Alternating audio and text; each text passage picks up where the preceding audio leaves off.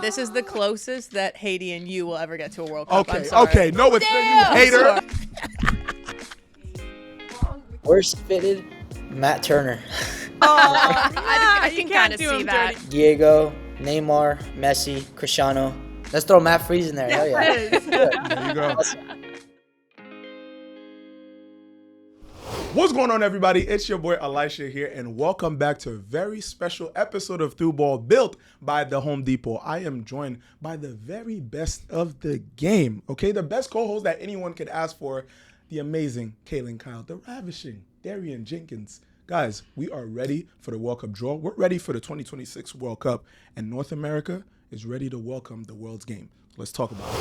All right, this very first segment that we like to call way too early predictions, where we're going to be going around, okay, and giving some of our early predictions ahead of the World Cup draw. Okay, we have World Cup winner, player of the tournament, and Golden Boot winner. So we're going to go around. Again, don't no shame in your game. Let us know. Let us know your true predictions. Who do you think is gonna take those? Kaylin, let's start. Can I just preface it that this is before the draw, okay? So this is before we know which teams are in which group. I have England winning it. Okay. So it would make sense that my First Golden time. Boot would be Harry Kane. Mm-hmm. And then my MVP, it's his last ever World Cup, Lionel Messi. Lionel Messi. Okay. I think they go far again. You went from super unpredictable to kind of predictable to that. Okay, I'll take it. For me, World Cup winner, Morocco. Same. Morocco. Listen, You guys Wa are Hassan. crazy. Wa Hassan. Morocco, U20 World Cup winners. Okay, they got a deep squad, a lot of youngsters on there. U20. I'm gonna go. Yeah, I'm saying. Listen, it Their affects women's it. side too. Who knows? Their women's side's balling out. Come on, I'll go Morocco for my player of the tournament. I'm gonna go with Lamine Yamal. Come on. That's the Barcelona player. So it's just, of course, it has to be a Barca player. Okay. Golden Boot. I'm gonna have to go with Erling Haaland, the Like it. robot. He's I a like that robot. shout. He's just invincible. He runs faster than everybody. He runs harder than everybody. He scores And like he's in form. Yeah. And in healthy. form. Yeah, it's just if it stays like this, he's not very injury prone. I think it's gonna stay like this, and he's Knock gonna on ball some out. wood. Yeah, Knock yeah. on some Here, there's wood. some right here. Knock There it. you go. Okay, Darian, I send also us have off. Morocco. Mm-hmm. I'm rocking with Morocco. Come on. Morocco winning it. I'm going to go Nuno Mendes as my MVP, actually. I was going to do Hakimi, but I'm rocking with the outside backs here, and Okay. I'm sticking with him. Okay. And then as far as my Golden Boot, Harry Kane. I did steal that from you. I'm not gonna lie. I No, can't no, pick no. England to win it and then not have a goal I scorer like on my it. team. I like okay. it. I mean, this guy doesn't stop scoring goals no matter what league he's in, no matter who he's playing against. So I think it was like the best, safest choice. He's gonna score. So nobody's got Mbappe for Golden Boot. He was No up there in my one's got top three. I had Mbappe. Haaland, Mbappe, and then Harry Kane. Those were my three. I think Mbappe could do it with Real. I don't think he's gonna. I don't think his efficiency as a goal scorer is gonna translate the same this year for France. But again, who knows? Let us know. Are we bugging? Are we tripping? Let us know in the comments. What are your too early predictions ahead of the World Cup draw? All right, bringing it back. Oh, I missed this segment. But we're bringing it back to a segment we like to call Onside or Offside, where I'll be presenting some crazy takes. Again, sometimes it's from me. Sometimes we found, things people are talking about on the internet, and sometimes it's from the crazy, twisted mind of our producer, Eric. And this time around, of course, it's going to be World Cup themed. First take. This will be the last major tournament where we see Lionel Messi and Cristiano Ronaldo play onside or offside. It pains me. Onside. I think you're right. You put the flag up. They're not It's going gonna another keep 4 years. Ronaldo will. No. Mark my Come words. on. Maybe mentally he thinks he They're can, gonna but once gracefully you're kick him out. your legs, no, They're no. not. You want to I love that you said it. Gracefully, you want to Yes. step away from the game in a way where it's not that you're being pushed out, especially when you're the greatest player of all time. I understand that. If he wants to go to another World Cup, go on the roster as a coach, as a assistant coach, or a mentor to the next and upcoming. There's no way either of them play in the next World Cup. There's no way. Have we ever called Ronaldo graceful? I think he's graceful. Well, I think that he man knows will not to play until he is forced out of there. And who's gonna do it?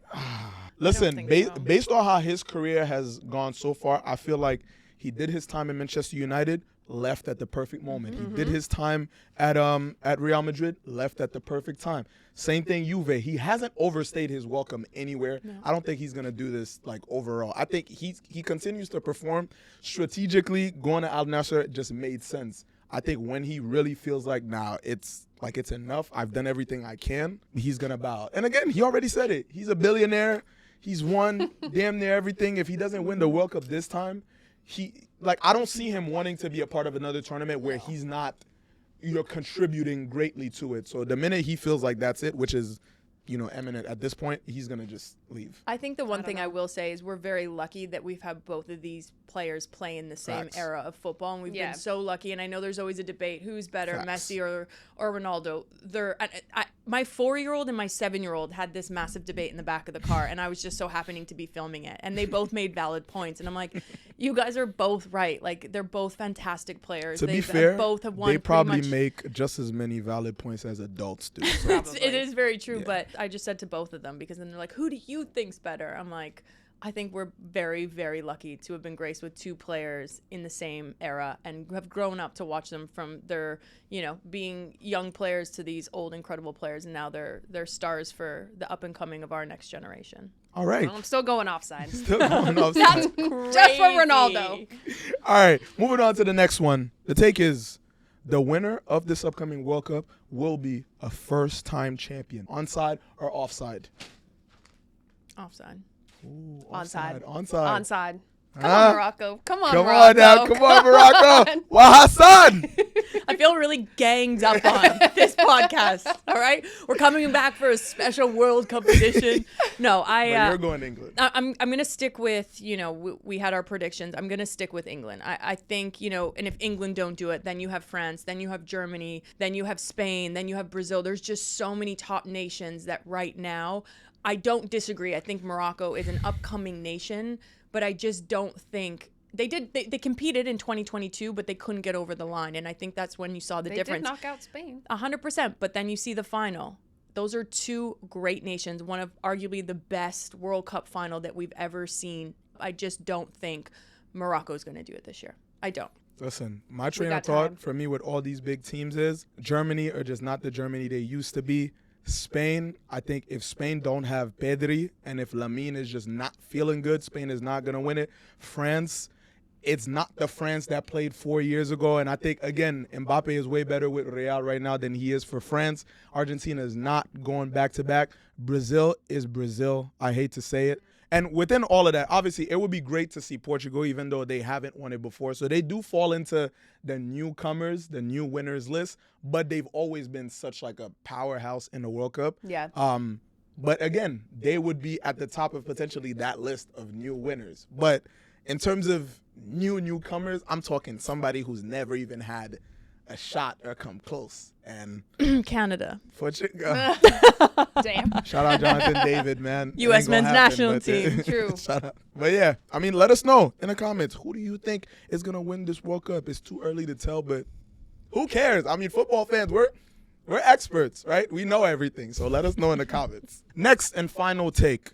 This World Cup ball, this year's World Cup ball, the Trianda, is the best World Cup ball of all time. Ooh. Onside or offside?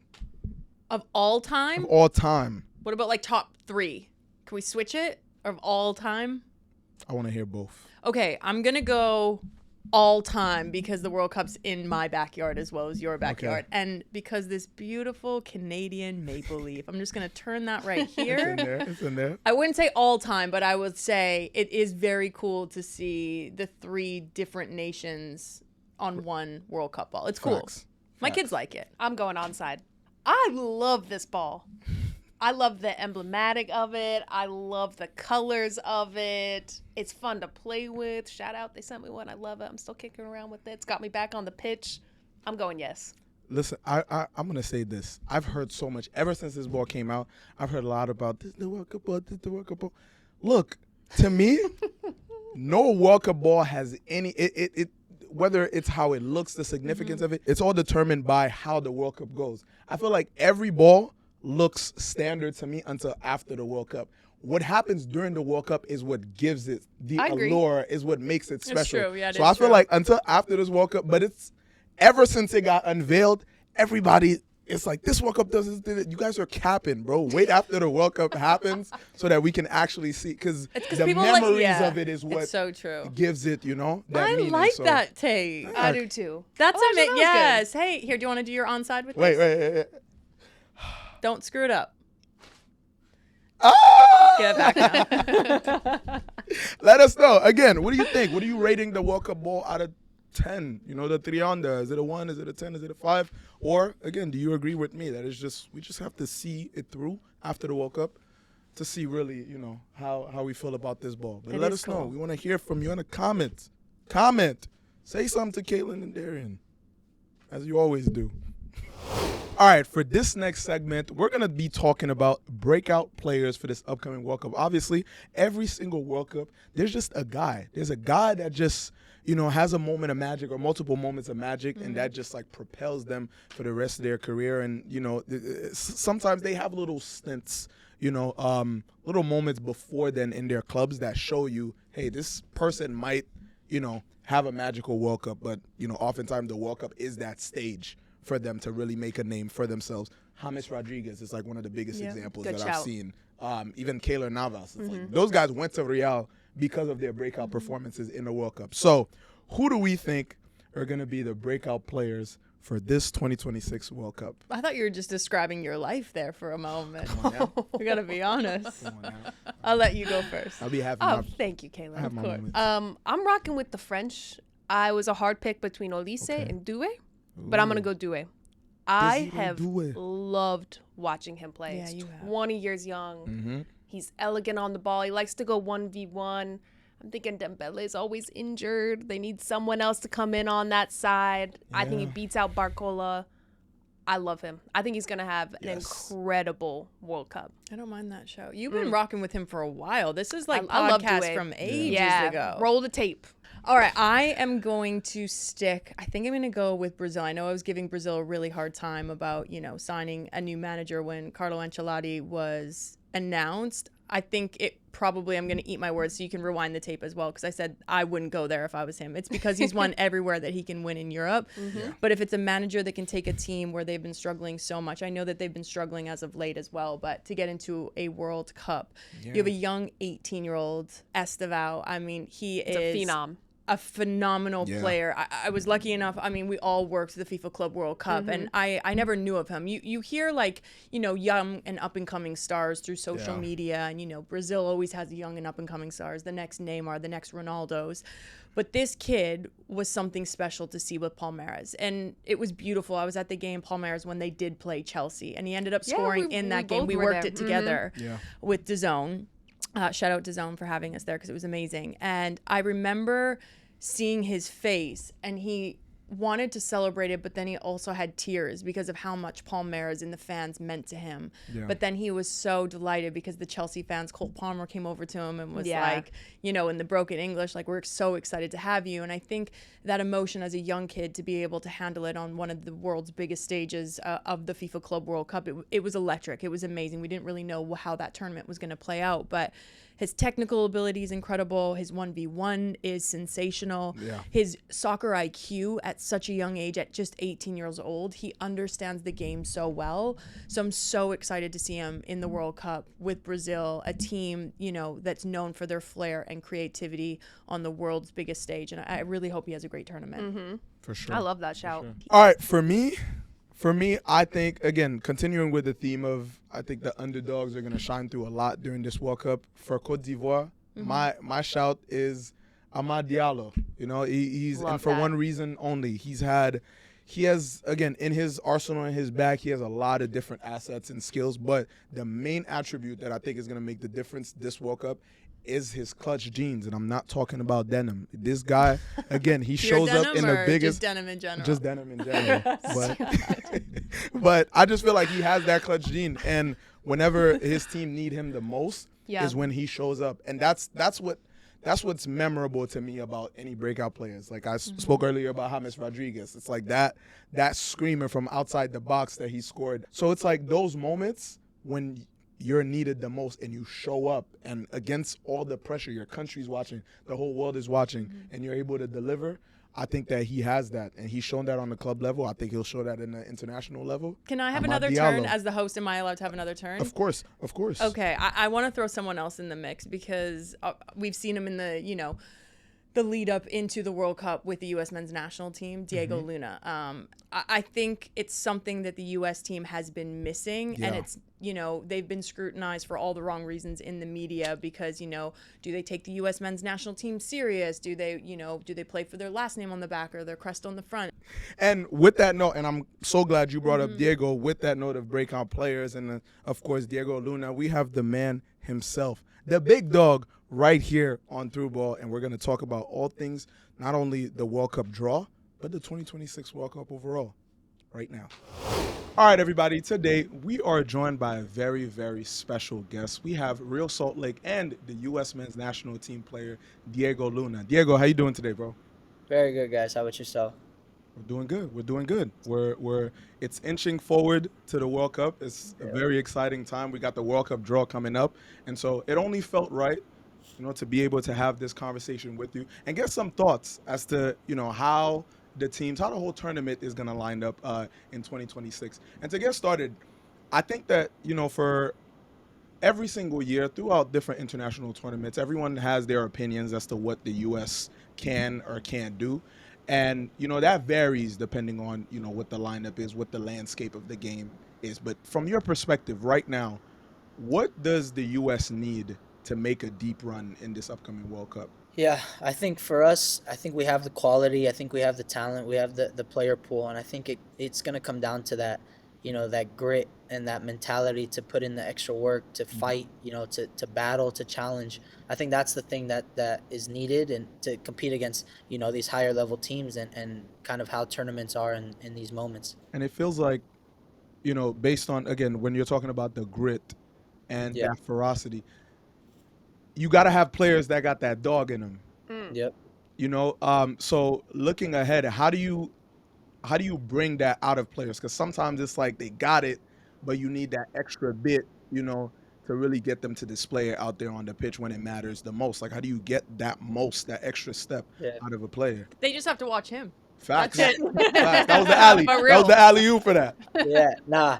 I think it comes with, having teammates around you. I think the biggest example is like Tyler Adams, right? I think having him around the group and building off what he has and the type of player he is and kind of just, getting stuff from him and his energy and stuff can create that type of that type of chemistry within the team. But I think it's also just the DNA that we're building into this team is like, this is what we have to become to be able to have a deep run in these tournaments, because we have the quality, we have the talent, but it's now about the grit and the mentality to push us through harder games and games that are going to get physical and stuff like that. 100%. Diego, I'm not throwing anyone under the bus, but I'm going to throw my two colleagues here under the bus because we did these way too early predictions of which team they thought was going to win the World Cup, the MVP of the tournament, the goal scorer, and guess what?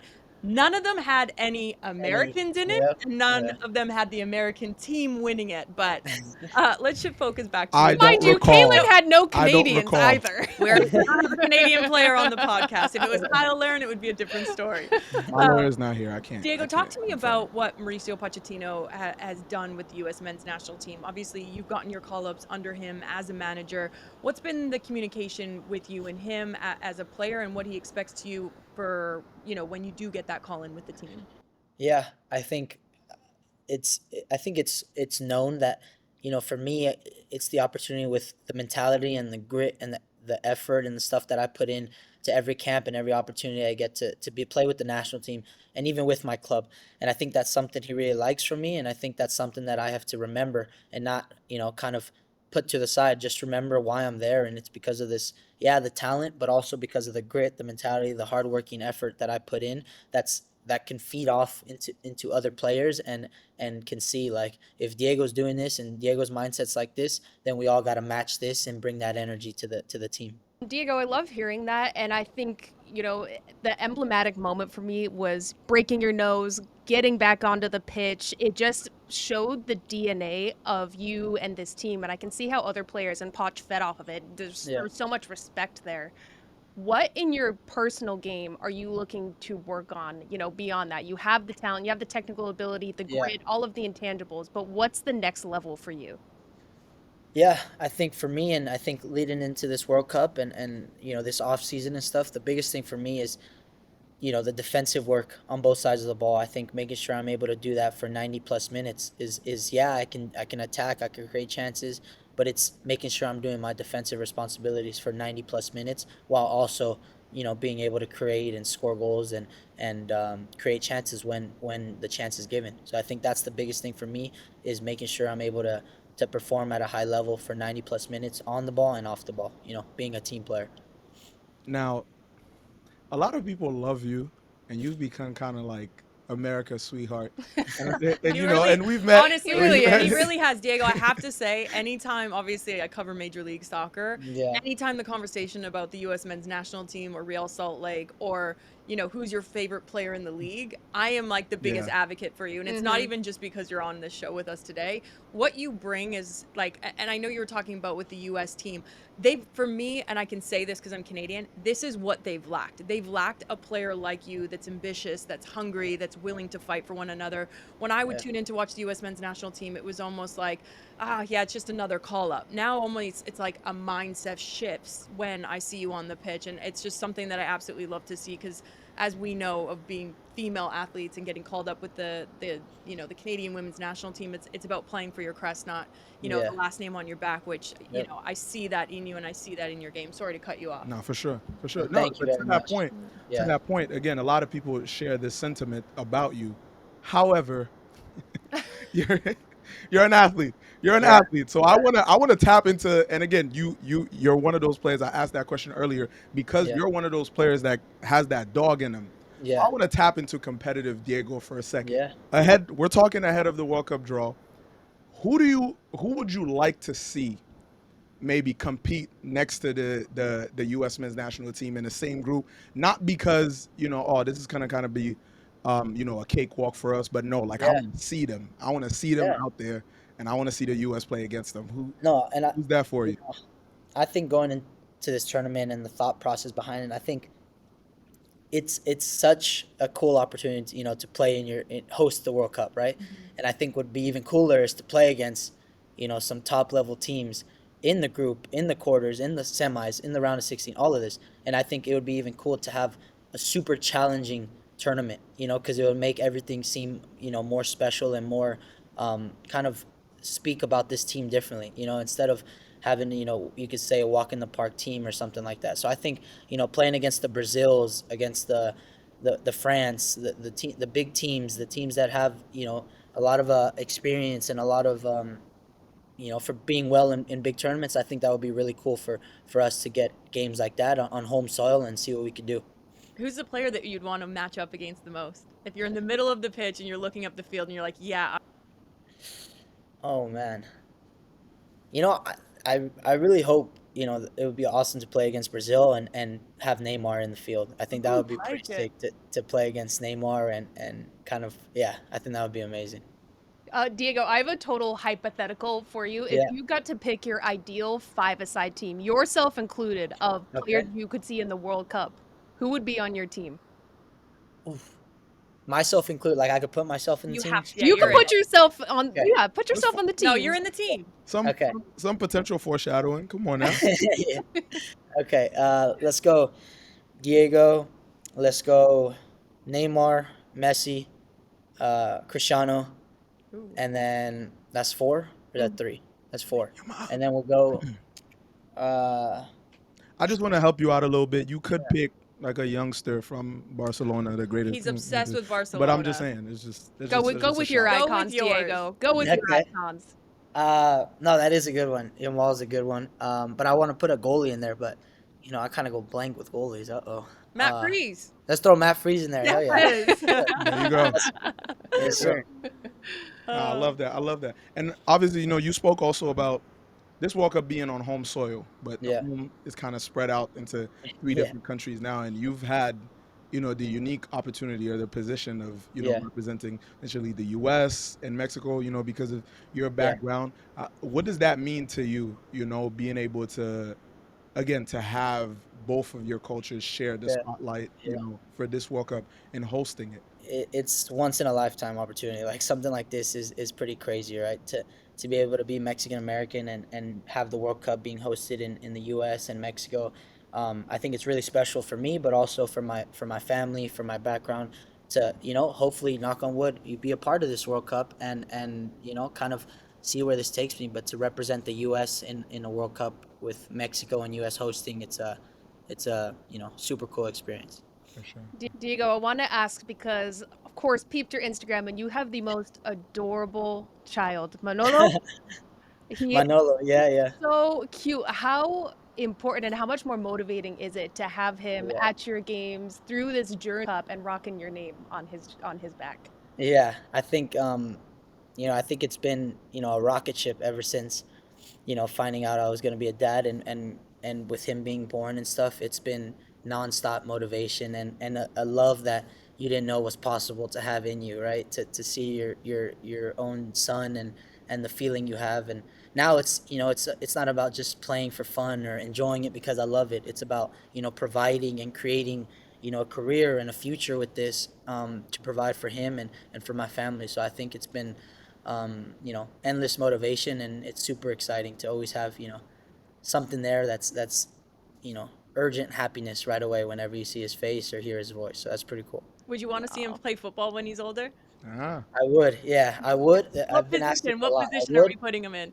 yeah. I think I want to put him. I want to play him like as a 10, same as me. Okay. Attacking that or a winger would be pretty cool. Yeah, Mm. I want to shift focus just back to the home World Cup yeah, because again, I know this isn't about me, but I played in 2011, that was in Germany, and then I played yeah. in 2015, and that was in Canada. Obviously, being Okay, Canadian, a yeah, home World Cup brings an entirely different beast. The media scrutiny, the family and friends coming out of the woodworks asking for tickets, people yeah, flying in, and you're almost trying to juggle seeing your family. It's true. It's so true. Seeing your family, but then also focus on your national team because you are a little bit more yeah. accessible. How do you feel that you're going to be able to manage that? And how are you guys doing it already in camp? Like, do you guys have any extra people coming in to help with media training or help with kind of the off field stuff? Yeah. I think our media team does a really good job at limiting what we're gonna do and what we're not gonna do, and making sure we stay on the right track, right? Because we're there for soccer, we're there to perform, Mhm. um, and I think they do a really good job at separating what's needed and what's important and what can we push aside. And with that being said, I think with the family and stuff, they also do a really good job, that the staff with the national team, about making sure we're here to work and to grind, but also understanding that we're humans and that these are opportunities to see family that we don't see very often. So giving us a day or two, within a camp to spend time with family and our loved ones, I think they do a really good job at understanding these situations. you speak of the young ones, and obviously we just spoke about your son. The next Yeah, generation of footballers is always, I feel like, it's very interesting to me whenever a federation, a certain country, invest heavily into the youth, yeah, into the next yeah, coming of players, whether that's on the men or the women's side. And obviously, you're still very young, yeah, but obviously, there's a lot more players younger coming up, yeah. looking at you as an example, on the club level, on the international level. What are some things that you feel like? Because I hear a lot of times the same advice to young players. It's the same generic kind of like, yeah, work hard, do X, Yeah, Y, and Z. yeah, What do you think is not being said to young players, like and that could be like the cold truth yeah, about what it really takes, to get to that next level coming up and potentially play in a World Cup. yeah. I think, speaking on my experience and kind of how I went about my career and stuff, is to not let go of the creative side, the creativity and the flair, the fun, Yeah. making sure that you're playing with joy. um, and I know that it gets lost within the tactics and within the hard work and doing this and playing kind of, some can say like robots, right? I think making sure that you don't fall into that kind of stigma, I guess, or whatever it is, and make sure you play with the creative side, the fun part that makes you love soccer and bring the joy to the game. Because I think that's something that you're missing, is the creative, the kind of self street soccer type of vibe that you bring into the game, that brings flair and brings different side of the game that people are kind of missing right now. I love that you said that because I have a 7-year-old that's in competitive soccer right now and he's quite good. But what would you say then to the parents? Because the kids can bring that. But when I sit Yeah. at some games and some soccer sessions, I'm Yeah. like, Oh, I can only what is imagine. going on? Like parents Yeah. screaming and yelling at their kids and Yeah. screaming and yelling at opponents' kids. And I'm like, do I say something? Do I not say something? And I Yeah. just remove myself from the situation. So, parents that are tuning into this, what would you say to parents that do have small kids that, are looking to take soccer really seriously or sports just in general? For me, funny enough, I was in California this past weekend to watch my niece play, my 7-year-old niece. So we went to this game, and yeah, like you said, all on the sidelines, they're going crazy and stuff. But I think for me and my family, how we handle it is we're there to support. We're there to support and show my niece and whoever's playing our our sons, our daughters, that like we're there to support and to show love, that we're there to have them playing their game and making sure they're having fun and enjoying it. And yeah, you could talk before and after, but I think during the game it's more about just letting the kid play and letting them enjoy themselves. And of course the coaches are there, right, to critique and to help out with that, and making sure you find a coach for your youth teams that you trust and that you see potential in and stuff, I think is very important. Instead of just throwing them out onto a random team, I think is very important. Diego, I love everything you're saying because, just following you and a bunch of my former teammates play for the Royals and they all speak incredibly highly of you. And I love how you speak about mental health and Yep. advocacy work that you do. And I read that you're going to be part of the Vamos podcast with Men in Blazers. Yep. You said you want to humanize the athletes and Yeah. connect with people more. What exactly are you trying to humanize about, your position and just professional players? Yeah. I think the outside world and social media makes you see a different side of what the human side of the player is. Um, and I think that's the biggest thing for me, is to try to connect the fans to the human being instead of just the fans to the soccer player. I think that's something that would bring a lot more attention and a lot more connection within the fans and to the players. That brings more kind of like, you're not just supporting this player because he's good at soccer, but you're supporting this human because he's amazing at soccer, but also he's interested into things that I'm interested to. He likes things that I like. He's supporting things that I support and stuff like that. And I think it just builds a closer, stronger connection when it comes to the fans and the support that we receive, and also us connecting with the fans and giving back to what they like. And they're supporting us, so why not support them if we have the platform to do so? And I think that's pretty cool. I was gonna say to that point also, in an effort to also give you the opportunity to share, Yeah. ahead of, obviously people are gonna get to learn so much Yeah. about you through the podcast, but Yeah. like, what do you care about that's outside of football? Yeah. And I think that's Mm. something that I love. I'll say any league, any media platform, especially in soccer, that try to display more about the players than just what Yeah. they do on the pitch, whether that's fashion, music, or Exactly. Yeah. like you're all the way His tatted up. I hair. need you to have Yeah. a talk with my mom about getting some tattoos too, please, if you could convince her to not hate me.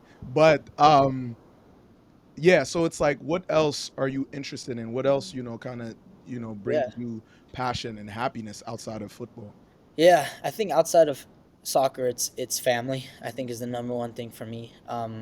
Coming from a Latino background, I think it's so important. I think family, sticking together, supporting each other, ups and downs through everything, is a huge thing. And then of course with me, it's been mental health because of my journey and what I've went through. I'm lucky enough to have found that help and go through this kind of suffer, but find something that helps me, and this little pathway that has now allowed me to open this talks about mental health, and now have the platform to spread my experiences and what's helped, and to show that it's something that's a tool for us and not something to be ashamed of. So those two things. And then for me, yeah, I love tattoos. I love kind of doing crazy things with my hair and and stuff, because you know you, I feel like you only live once, right? You just do things, stuff grows back, hair grows back. You enjoy something at that moment. Why not do it? Because it's always a memory if you liked it at one point in time in your life. So, yeah, and I think fashion is another thing I'm getting into a lot. And cars, I say. So I'm a big car Um, guy. So yeah, I think those are a couple things. All right, you touched on Latino background. Obviously, known for good food, known for Yep. being able to dance. Two Yeah. things that I'm terrible at. Are you good in the kitchen? I see the kitchen behind you. Like, what would be the meal if we're all coming over for a dinner? Could you Okay. get behind that kitchen and cook, or are you like ordering in and faking it if it's just I'm your faking it. I'm door dashing it and then putting it on my plates and Utah's got putting, some good food.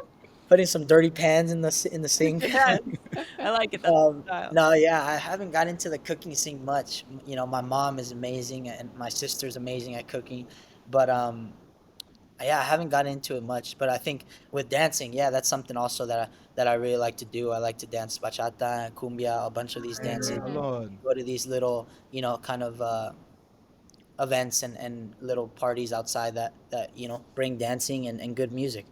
Wait, I love this. I'm a big dancer. I Okay. love a bachata. Yeah. Yeah, I'm out on the weekends dancing. Yeah.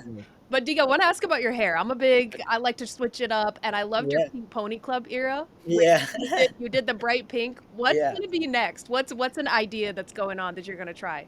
Yeah, I don't know. I've been trying to think about what to do, and I kind of don't really want to. I kind of want to save my hair, so I'm kind of killing it a little bit. So I don't think I'm gonna dye it, but I'm thinking of some hairstyles to do or to rock with a headband and different stuff. Maybe a little bit of braids, maybe a little perm. We'll see what happens. We'll see what I throw in there.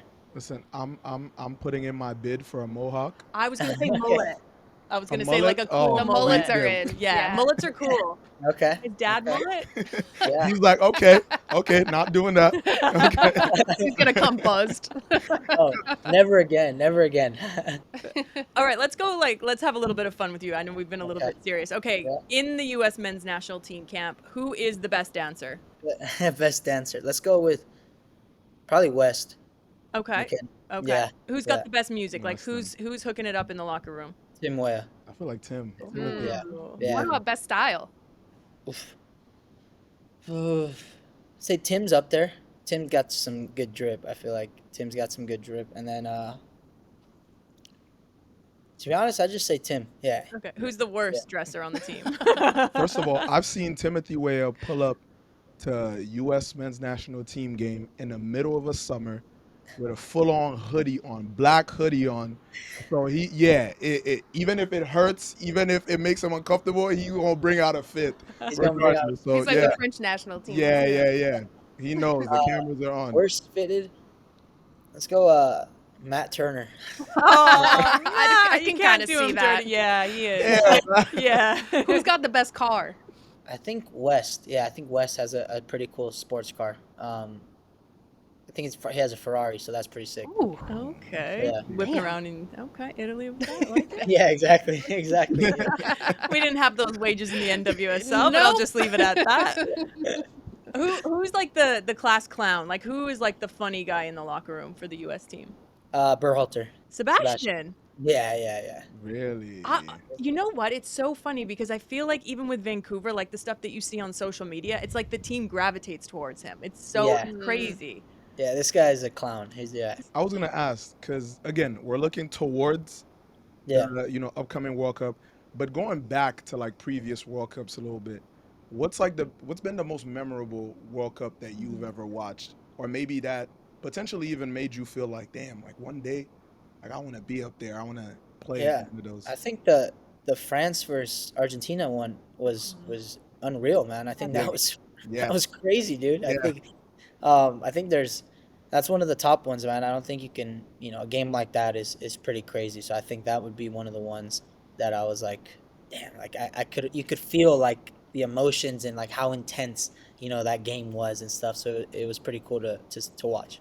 For you, Diego, like when you think of a moment in time when you were a young kid, because I remember my moment where I'm like, I want to play on the Canadian women's national Yeah. team and I want to play alongside Christine Sinclair. Like I vividly remember it. Yeah. Do you have that moment of when you were growing up as a young kid where you're like, you could visualize yourself playing alongside some of the greats in the U.S.? Yeah, I think the biggest thing that I remember and I think hit home more than anything were like the games against Mexico, like USA Mexico rivals. I think those games were so cool to like see, Michael Bradley and these guys play against like, Giovanni Dos Santos and just these games were just so cool to watch and be a part of and, to be able to there's a story that I would always go for the U.S. as a kid, and my family was going for Mexico.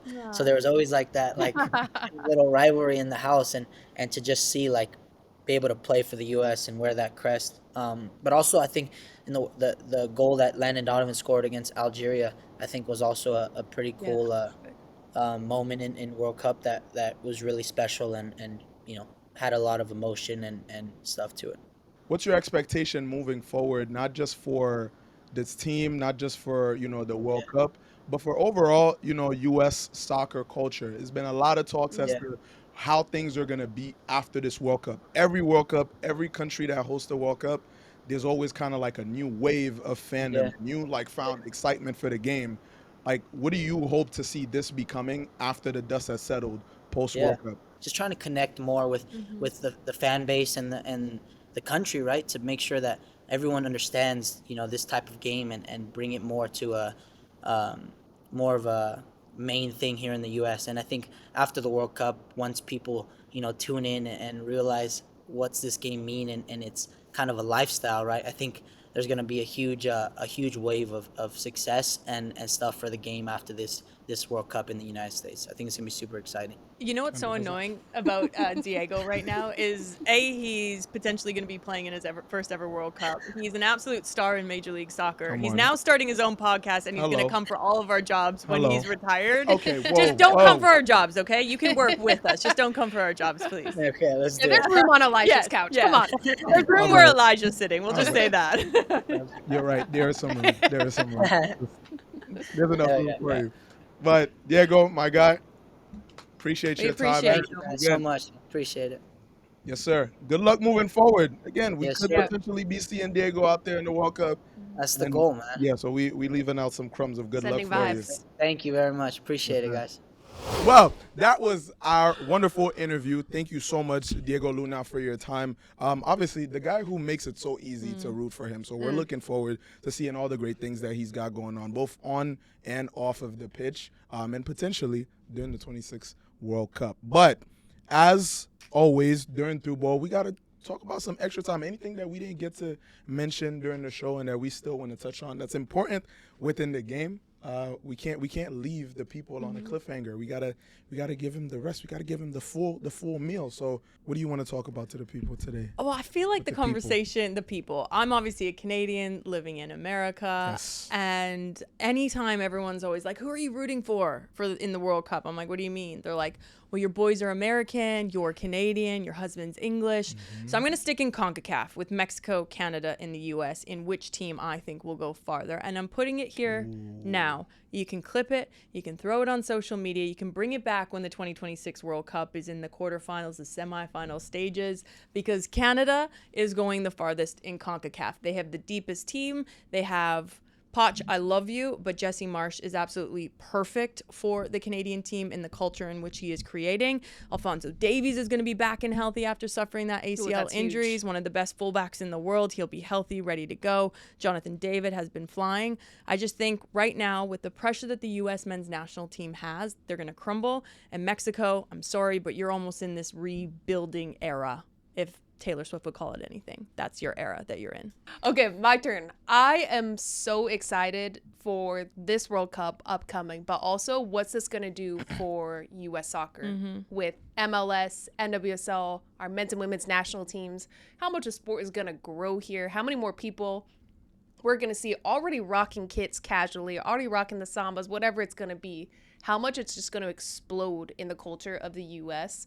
and put us more on the map competitively, globally, and it's just going to be like 1994. I mean, the women's team sold out their final game and put them on the map. And imagine what it's going to be like after this World Cup. I can't wait. Yeah. I love that you said that, because like I feel like we're usually all in like kits, and I know a lot of us rock our kits like day to day with like cute little jeans and our sambas and stuff, but I just want to tail end that, because obviously I work in Major League Soccer, so I've already seen the growth, but like the soccer specific stadiums, the soccer specific training grounds, like all these professional players that play in all these other countries, they're going to come here and see that, and they're going to realize how good foundationally it is here in America. Legitimizes and it. Yeah, it does. And it's not like that retirement league that everyone says it's not. I mean, look at Lionel Messi, league MVP and Golden Boot. I mean, back-to-back years. It's incredible to see. Still balling out.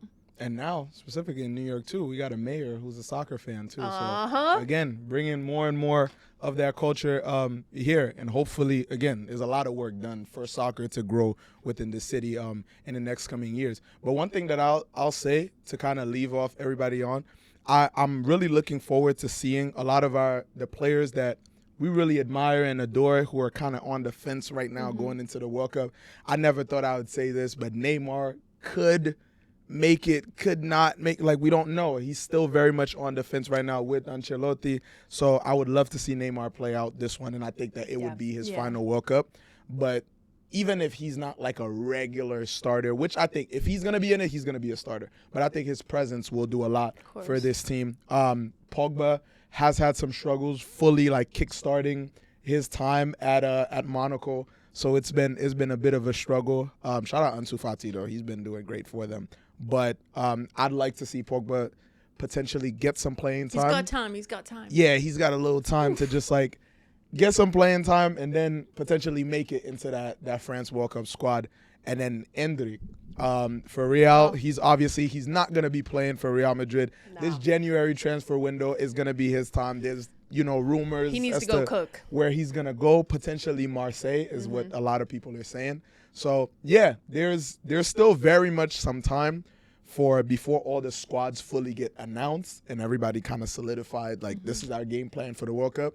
So, hopefully we get to see some of those guys because it would suck for them not to be in the World Cup. So, I'm definitely rooting for them. But, yes, let us know. If there's anything also that we didn't talk about, let us know in the comments. We'll write back. We'll talk back. We'll have a little scroll. Yeah, for sure.